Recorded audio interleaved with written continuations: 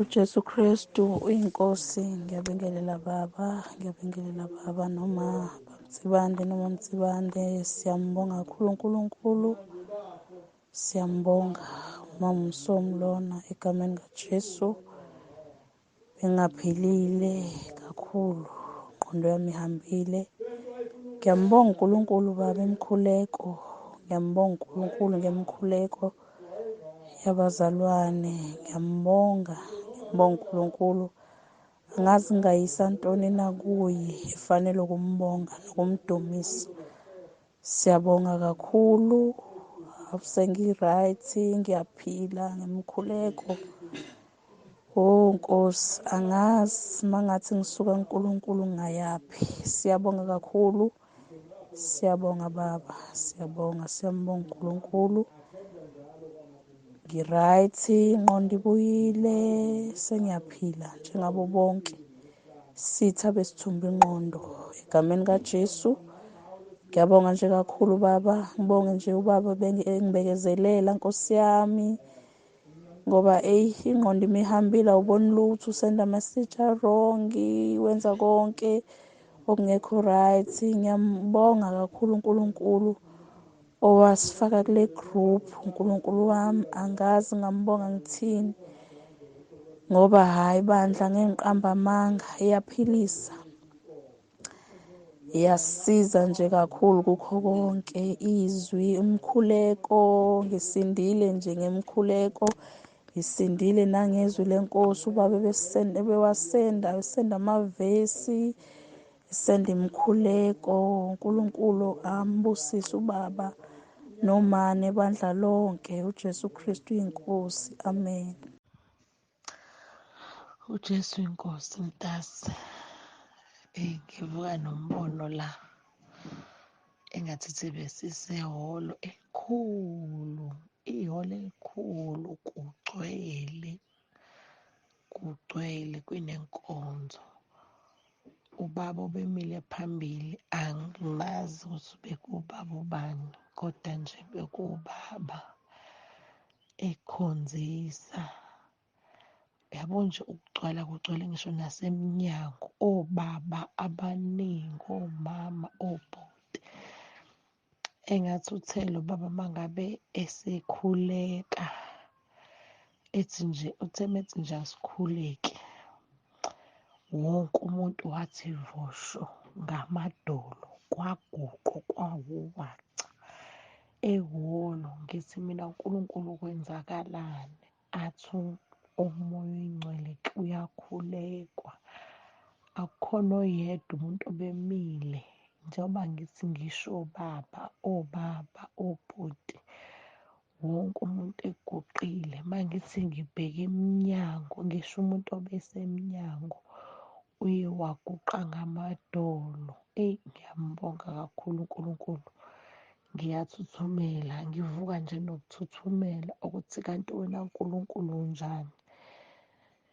Kona bengifunda ama-message ubaba uNsibande ethumela, kodwa bengingagxilile kakhulu ukuthi lento ngempela iyenzeka yini. So uNkulunkulu ungikhombisile ukuthi ngempela kumele kuguqwe mangabe kukhulekwa. Ngiyambonga kakhulu nje uNkulunkulu ngekhaya leZwi. Ngiyambonga kakhulu, ngiyambonga nje nawe ngiyakubonga sisi ukuthi ungifake kulona. uJesu inkosi. uJesu Kristu inkosi baba. Sokubonga uNkulunkulu nje emini ngangenzele khona, ngiyambonga. Lokhu nje ngingenile ekhaya leZwi, but especially lokhu ngingenile entabeni likaJehova, kuyabonelela. Since bengasakhonzi nje ngihlele ekhaya ngingenalo ibandla, ukuthi ngingasho ukuthi ngake ngasindisa kancane ngimncane, ngisana 15, kodwa ngase-ke ngawa. Nanokuthi-ke bengingakutholi into engiyidingayo emabandleni yabo. Uma ubona ukuthi bayamkhonza uNkulunkulu kodwa kunezinto ey'salayo. So ngakhetha ukuhlala-ke nje ekhaya, but ekuhlaleni kwami uNkulunkulu belokhu engibonisa ngamaphupho ukuthi kumele ngibuyele kuye. Sizothola uswazi bungishaya ngalazi buqhamukaphi ziphenduka kumele ube nje phuphe i-rapture sengisele ngiphuphe uJesu. I think uJesu bengangimbona khona ngaphupha engibiza engathi if kusuka la emhlabeni uze ezulwini, but I couldn't see his face. Ethi woza ngibona yonke indawo kuyasha, wathi angize kuyena.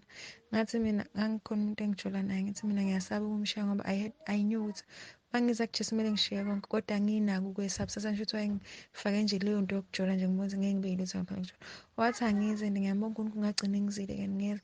Sengizile kuyena kwaphela konke okusha, ngaba happy ngendlela eyisimanga. So ever since ngingenele entabeni kaJehova ngathi ngisidalwa esisha nje ngi-happy. Bese bangitshenile ukuthi kumele ngibe isangoma, kumele ngibe umthandazi ngemanzi niyoyenza. So bengihleli ngi-worried since izinto zami beyingalungi, especially for umsebenzi. Ngithi ngi-worried ukuthi le moya le, ngoba bengazi ukuthi imoya and bengishilo ukuthi nje asoze ngaba isangoma, ngaze ngabatshela la ekhaya. Ever since ngingenile ekhaya lezi nje angisasabi lutho, konke ngikunikele uNkulunkulu. Ngithi nje unamandla, ngiyambonga kakhulu, aqhubeka ngisize nokona sekunzima. Ngithi nje ngenza something kube nezothi umntwana kaNkulunkulu akakwenza ukuthi singqoka something, umntwana kaNkulunkulu akakwenza ukuthi. So ngiyambonga uNkulunkulu kakhulu. uJesu Kristu inkosi. uJesu Kristu uyinkosi. Ngiyathobeka ngibingelela umpostoli dokotela baba wami baba Nsibande no-lady apostle mama wami Nsibande. Ngithi uJesu Kristu uyinkosi. Ngathokoza ngibabona kanye nomama uMkhize, mama umfundisi Mkhize New Germany, kanye nabasekhaya leZwi entabeni kaJehova kuyabonelelwa. Ngathokoza kakhulu. Nginobufakazi ngoba uSathane uyalwa nempilo zethu. Kakhulukazi ngifundisiwe ukuthi uma usenkonzweni eyomkhosi, uSathane yila elwa kakhulu khona. Last month ngaphazami kulo mkhosi osasiwungenela wokuqala ngesonto. Ngomgqibelo Sathane walwa, iselfoni yami yangena emanzini, kodwa ngabe ngazi ukuthi ngiyangena emkhulekweni. Ngaqhubeka nomnye umzalwane wangilekelela ngoba yabiza imali enkulu ukuthi ngiyikhande, kodwa-ke kwasizakala ngayikhanda. Sengibuyile nje manje. Izolo khona umsebenzi bengiwenza la esikoleni, bangicelile ukuthi ngizobalekelela la esikoleni. Okunye banginikeza nokhiya bakhona. Umzukulu wami unginikezile ukhiya, wathi nangu ukhiya, kanti la ngihleli sikhona ngawukhohlwa khona, sengiphuma sengihamba. Ekuseni sebefuna ukhiya wasesikolweni, ngithi cha, angikhumbuli ukuthi kungenze njani, kodwa ngeza-ke ngazobabikela ukuthi na kusho ukuthi kwenzeke kanjani. Ntambama nje namuhla kukhona obekhona edlula izolo, wathi nabo ukhiya basesikoleni. Amina akubona ukhiya basesikolweni yini laba, esho kulo sebenza esikoleni, wathi yibona.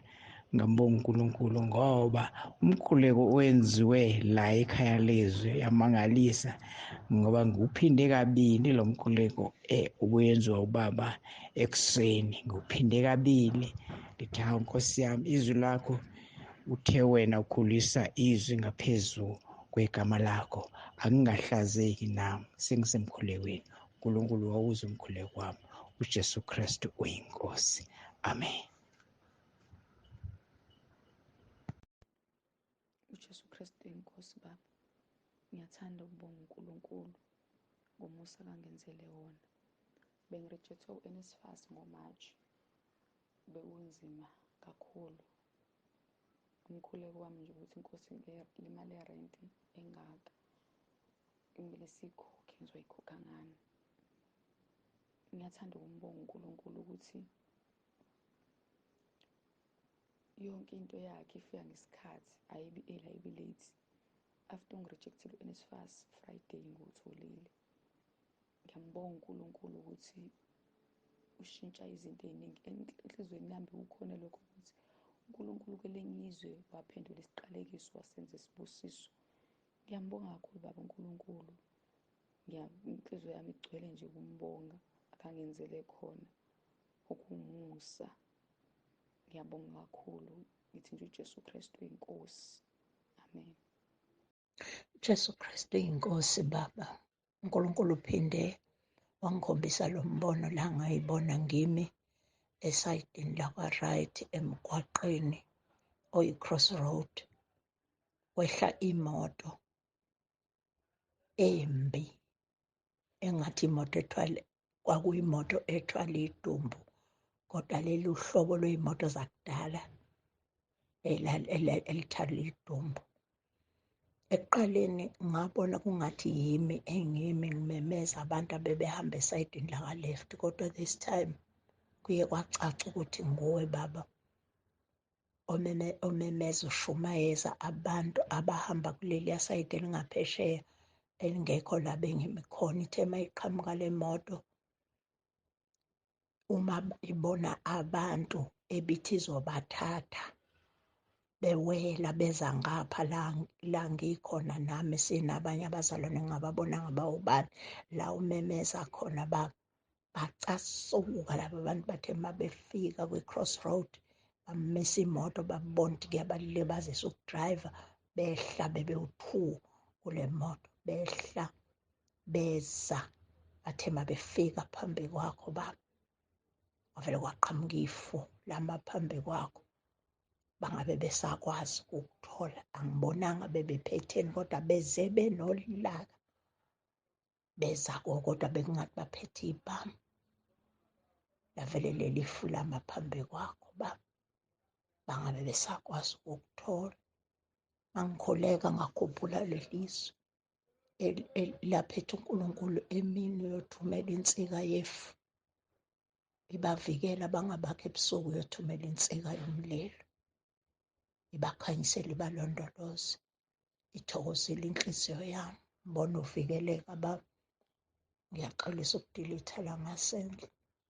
uJesu Kristu uyinkosi, kusuke kwadlula ku-3 minutes. Amen. Jesu Kristu uyinkosi. Ngiyabingelela ekhaya leZwi entabeni endleni kaJehova. Ngiyabonelelwa. Ngiyakubingelela baba nomama egameni likaJesu nobantwana. Ngiyambonga uNkulunkulu ekuseni egameni likaJesu Kristu inkosi. Ey baba, siyabonga kakhulu ukungena kulo mkhosi uNkulunkulu mbula izinto ezinkulu. Nje ekuseni ngizovuka nje nginalesithongwana nje sincane, ngibone engathi iqulu labantu, kodwa basefuni bayangihlasela. Uma ngithi uJesu Kristu uyinkosi bafuna ukusondela. Ngesikhathi ngithi uJesu Kristu uyinkosi uyabuza, ngibabone beqhela ngithi uyabusa. Yena yedwa uJesu uyabusa, uyinkosi, uyinkosi, uyinkosi, uyabusa. Baqhela lefu ebengilibonela iminyama, kodwa kunabantu phakathi bengihlasela. Ngizothi baba, asimeni impela ukuthi uJesu Kristu uyinkosi, inamandla lento isisebenzela ngisho emaphusheni. Ngiyambonga uNkulunkulu. Impela baba, sizoma, sizohlala, sizonamathela impela ekuvumeni uJesu ukuthi uJesu Kristu uyinkosi. Amen. uJesu Kristu uyinkosi. Ngibonga uNkulunkulu ukuthi ngaqala ukungena ekhaya leZwi ngisopha. Ngilokolana nje ngisopha, ngihamba emaklinikhi, nginikwa amaphilisi, ngiye nasemakhemesi.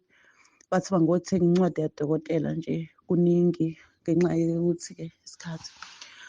Ngaloko ngivule umthandazo kaBaba, ngikhuleka ekuseni naxa ngilala, ngikhuleke. Ngelinye ilanga kusho ukuthi eshumayela nje ngokundaba yomvumo izono. Ngaqhubeleka ngavuma izono, ngavuma nezono. Ngiyabona la kuyanqamuka. Hawu, yini manje kuba manje ngihamba lokhu ngidla amaphilisi, mhlawumbe ngamaphilisi ngathi amaphilisi bese nginesikhathi nje ngiwayekile. Hayi, kwanqamuka nje ngathi hayi ake ngilinde nje kuphela amaviki. Hayi, ngabona amaviki sengi-2 kunqamukile, sengiyimina nje, sengifana nabantu bonke. uNkulunkulu ngiyambonga kakhulu, ungisizile ukungena ekhaya leZwi, ngoba bese kuningi nje, bekuningi ngenxa yesikhathi-ke ngeke ngikhone ukukuchaza konke. uJesu Kristu uyinkosi. Ngiyambonga uNkulunkulu kakhulu. Jesu Kristu inkosi. Ngiyaxolisa ngokudelitha. Ngiyambonga uNkulunkulu ekuseni baba, ngiyakubingelela. Nomama wethu esimthandayo siyakubingelela baba, siyanithanda nathi. Ekhaya kwaNsibande entabeni yendlu kaJehova siyanithanda. Ekhaya leZwi inkosi nibusise. Ngiyabonga uNkulunkulu, amandla kaNkulunkulu nasekuseni. Ngibonga kakhulu uNkulunkulu ngisizile ngendodana yami nekadadewethu engihlala nayo la ekhaya. Edla idakamizwa edliwa zingane. Bese ngikhathazekile. Umntwana ehluphe engena ngamawindi, esika insimbi zamawindi, ebulala amakhabethe, edayisa amabhodwe. uNkulunkulu ngiyambonga, engasahlali ngisho la ekhaya. Ngiyambonga uNkulunkulu ukuthi ngomkhuleko ubuyile, usekhaya, sengiwumama, useyangihlonipha, useyangibingelela. Ngiyambonga kakhulu uNkulunkulu. Ngiyambonga nje uNkulunkulu amandla akhe nokuthi abaseRoma 10:9 uNkulunkulu uyawenza umsebenzi, yabakhuthaza abazalwane. Nami ngikhuthele ngawo ngoba uwayo isikhalo esinamandla. Siyambonga uNkulunkulu kakhulu nangey'nkonzo zonke baba esiyizwileyo. Siyambonga uNkulunkulu nanenkonzo Agasti yomama. Hawu bazalwane, siyayijabulela, siyayibongela singabantu besifazane ukuthi siyatshelwa ukuthi uNkulunkulu akathokoze ngemlenze yomuntu. Abantu besifazane bayinkinga ngokungafuni ukugqoka. Ngiyajabula kakhulu, ngiyathokoza nje nami ngoba ngikulelo sayidi elithandayo ukuthi bakwethu ayifihlwe imizimba. Nami ngumama ongayithandi nje indaba yokuveza umzimba. Ngiyambonga kakhulu uNkulunkulu, aniqhube njalo eqinisweni ngoba lihle iqiniso. Liyakhulula umuntu lize likhulule nolukhulumayo. Inkosi nibusise. Ngiphinde futhi ngibonge kakhulu uNkulunkulu kuney'khovo ebeyihlupha la ekhaya. Zafika ngenye imini sisemkhosini lo odlule. Zafike zaqubula apha emva kwendlu esisodwa, safika esinye naso safike sazolwa nalesi. Kwakhala amaphiko, kwaqhuma amaphiko, zalwa lokho zagcina lokho. Ngiyambonga kakhulu uNkulunkulu ukuthi uJesu Kristu uyinkosi. Ngiyabonga nokuthi uJesu Kristu uyinkosi uchazwa ukuthi akusona abakithi isiqubulo kodwa isivumo. Nami ngivumelana nawe. Ngiphinda futhi ngithi uJesu Kristu nje uyinkosi. Angabe sikholelwani kanti uma singazi inkosi yethu, singazi ukukhuluma ngayo? uJesu Kristu uyinkosi ngoba akekho senzela yonke le misebenzi, senzelwa uJesu Kristu oyinkosi yethu. uNkulunkulu akubusise baba, akubusise nomndeni, agcine ekhaya leZwi, alihlenge uNkulunkulu, asibiyele sonke. Siyakhulekela baba, siyalikhulekela ikhaya leZwi, siyakhulekela onke amaplani kaSathane ukuthi hayi awanakumelana noNkulunkulu wethu. uJesu Kristu uyinkosi. uJesu Kristu uyinkosi. Baba, ekuseni ngithanda ukubingelela kakhulu. Kade ngagcina baba ukukhuluma egruphini. Hayi, ngiyambonga baba uNkulunkulu kakhulu. Ngiyayibonga imikhuleko owangenzela wona ukuthi baba uThelezi engathandi ukuthi ngingene egruphini. Ngiyabingelela nje kubazalwane. Baba, nginendaba ezimnandi. uNkulunkulu nje wenze nje isimanga. Sesiside sona isikhathi fana kanje lo bufakazi ngibulethe ngesonto elidlule. Njengoba nje wayethe angiphuma egruphini ya-WhatsApp, akayifuni. Ngathenga-ke baba ifoni le ngangiyifihlile bese ngi-WhatsAppa ngayo eceleni. Kade khona-ke ekhaya nje isonto lonke, namanje usekhona. Canti mhlawumbe uzohamba nje le nsukwini. Ngamcela, ngambuza ukuthi uyathanda yini ukuthi ngibuyele ku-WhatsApp, noma uyathanda nje wangihleli isono nje kungasalaleli lutho. Wathi hayi ngeke. Hawu yini, uyekeleni ukulalela? Ngithi mina angithi wathi angiphume wena egruphini yekhaya leZwi.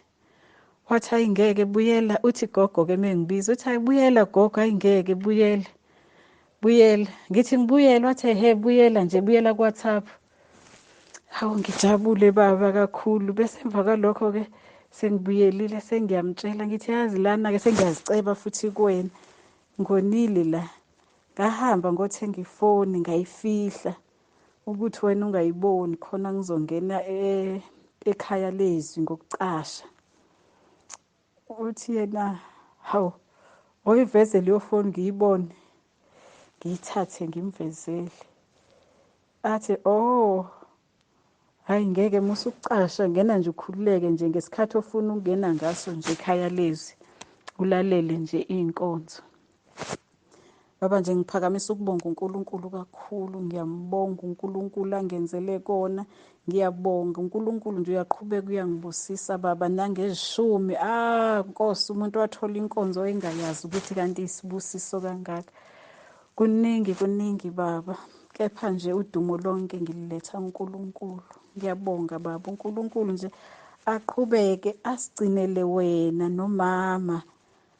Siyabusiseka baba kumnandi. Kuhlala kuJesu, kuhlala uNkulunkulu wethu kunokuphila okungunaphakade. Ngithi uJesu Kristu uyinkosi, uJesu Kristu uyinkosi. Ngithi udumo baba ngilinika yena uNkulunkulu. Ngiyabonga kakhulu baba. uJesu Kristu uyinkosi. Amen. uJesu Kristu inkosi bamtsibanda, ngiyabingelela egameni lenkosi yethu uJesu Kristu. uJesu Kristu inkosi. Shuthi bamtsibande ekhasi baningi. Sifewe nje umama nobaba nosisi nobhuti bami. Yes, baningi badala. Mina ngimncane ngilasibone. Shule ekhaya khonzwe eNazaretha, khonzwe kakhulu amadlozi bona kukhonzelwe kakhulu. So ngasibeza ukuthi sengisindisiwe. Kwabanzima kakhulu ngangokuthi uma ngiya ngisho ey'nkonzweni abafuna ngihamba namapleti ney'nkomishi bathi ngizobuya sekugcwele amadimoni. Kodwa ngagcina uhamba isikhathi babangivumela ukuthi ngihambe namapleti.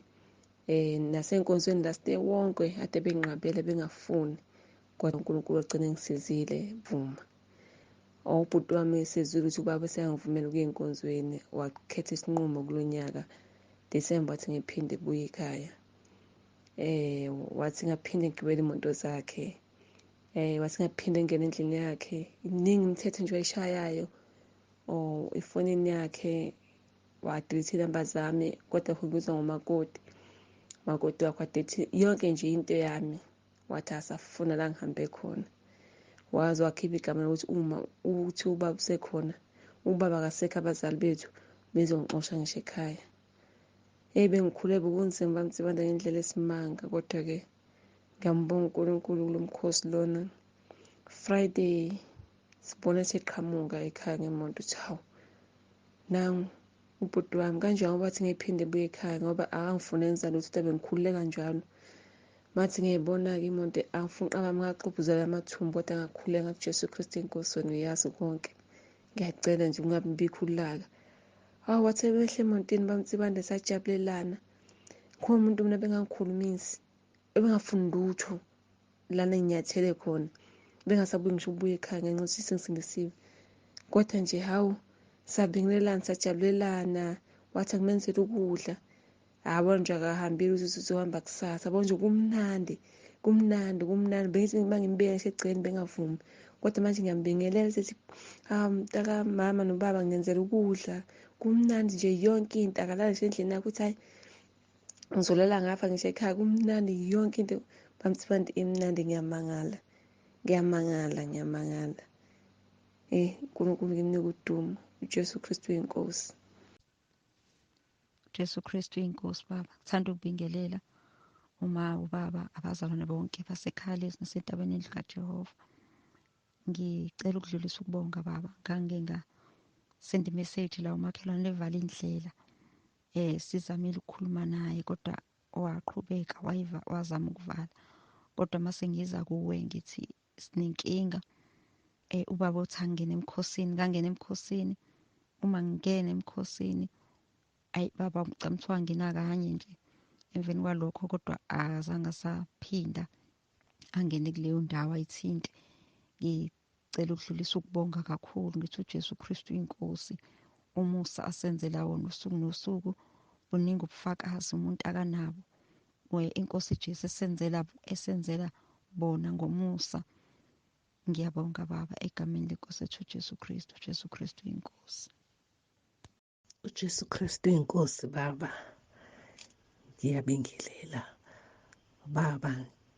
Ngicela ukudlulisa ubufakazi bokuvumelana nokuthi negama elithi uJesu Kristu inkosi ukuthi kuguqa konke. Ngiye ngabona nami ngisesibhedlela umntwana ade wekhipha amathansela nje. Emva kwe-operation angazange ukuthi kwenzakalani, kepha engakubona akekho udokotela engasekho eduze kwakhe, sekulandwa nemishini. Kodwa ngangilokhu ngithe baba uJesu Kristu uyinkosi, ngilokhu ngithi uJesu Kristu uyinkosi. Ngambona umntwana iphuma, ngamuzwa udokotela ekhuluma nonesi ethi thanks God he's back. Ngiyabonga ngaleli gama osifundisa ngalo, igama elinamandla lenkosi yethu uJesu Kristu. Ensukwini baba, umntwana wami ubebuya ejimini ngo6:15 lapha, angene egijima athi hayi mana sisikhova. Ngithi mina hayi osazi isikhova usibonaphi, nginganaki. Kuthi ebusuku mase ngikhuleka, ngivuka ngiyokhuleka ngisizwe sikhala. Mase ngithi hayi angingasikhathazi, ngiphindele ngilale. Ngakusasa base singabo6:15 ngiphuma endlela esihlala kuyona, nasi isikhova phezu kwenye indlu o-round. Ngisondele kuso lokho ngithi uJesu Kristu uyinkosi, uJesu Kristu uyinkosi. Ngithi mangisondela kusona singibuke, ngithi wesikhova, ngithi angikudingi kuleli ekhaya. Ngithi hamba sikhova ngegama likaJesu, ngaphinde ubuye. uJesu Kristu uyinkosi, sisuke sihambe. Kusukela lapho baba angiphindanga ngasibona, angiphindanga ngasizwa kuze kube namhlanje. uJesu Kristu uyinkosi baba, uJesu Kristu uyinkosi. uJesu Kristu uyinkosi baba. Ngiye ngaxoxela isimo sami ubaba waphendula ngokuthi angithathe umkhosi ka-21. Uma ungehlula oka-21 ngithathe oka-40. Wasethi uyonqoba. Enhlizweni yami ngifunda imeseji ngahleka, ngihlekiswa ukuthi angikaze ngigcine ku-7. Ngiyaxolisa umoya oyingcwele ukuhleka. Ngiyaxolisa baba Nsibande, ngangingedwa ngihleka futhi ingoba ngangimangala. Uthi mase ngilele ngiphuphe izwi likhuluma nami lithi bese kuyithuba lokugcina, bese ngazi ukuthi ngiyaphaphama, sengine-stress ukuthi hawu bese kuyithuba lokugcina. Kusho ukuthi lento yami sengiwelela kuyo unomphelo, ngeke ngisakholwa, sengohluleka ukukholwa uma ngingayenzi le nkonzo. Kusho ukuthi sengiye esihogweni mina, imoya wami bebuhlungu. Ngithi kungcono bengithola ithuba lesibili, bese ngiyaphaphama. Mangiphaphama, hawu bengiphupha umoya oyingcwele engixwayisa, futhi uyabona ukuthi unolaka lento engangiyihleka yamcasula uNkulunkulu. Nkosi uJesu, uma ngiphaphama ngithi hhayi, ngivele ngiqale khona lapho ngikhulekela ukuthi uNkosi uJesu ngipha amandla ukuthi ngikwazi ukuthatha le nkonzo. Ngiyithathe inkonzo bazalwane. Uma ngithatha inkonzo yomkhuleko day 7, uNkulunkulu angikhombise, akhuluma indaba yokuthi umzalwane uthatha umkhuleko. Umzalwane ungena emkhosini, umfanisa nokhozi oluhambe luyozishaya amazipho alo, eyoziqhutha edwaleni. Hhayi ngoba bekungekulona ukhozi, kodwa ukhozi olubekubona izinto ingasenzeki ngendlela, kwabiza ukuthi liye edwaleni. Ngiyambonga kakhulu uNkulunkulu osize impilo yami ukuthi ngikwazi kube namandla, and kulo mkhosi kwakhulunywa nami iqobo, kwafundiswa mina. Ngiyambonga kakhulu uThixo. Kwafika mase sengizophuma emkhosini, into ethi lobu ubufakazi. Asiyenzeni bazalwane, asiyenzeni into eshiwo ubaba uNsibande, uthunyiwe bazalwane. Ubaba uNsibande usho kanye, angeke kulandelele. uJesu Kristu uyinkosi bazalwane, amen. uJesu Kristu inkosi baba. Ngiyabonga kakhulu. Ngizomazisa baba, ngizomazisa. Mina ngiyabonga kakhulu ngokungena ekhaya leZwi baba. Kuningi osekushintshile empilweni yami, egameni likaJesu nabantwana bami. Ngiyabathumelela ngisho nalo mthandazo baba. Lona omncane nje kade egula ungcono kakhulu. Ngamthumelela lo mthandazo. UbaseRoma 10 verse 9 uthi awusho egameni likaJesu. Ngiyabonga kakhulu. uNkulunkulu akugcine baba umndeni wakho. Amen.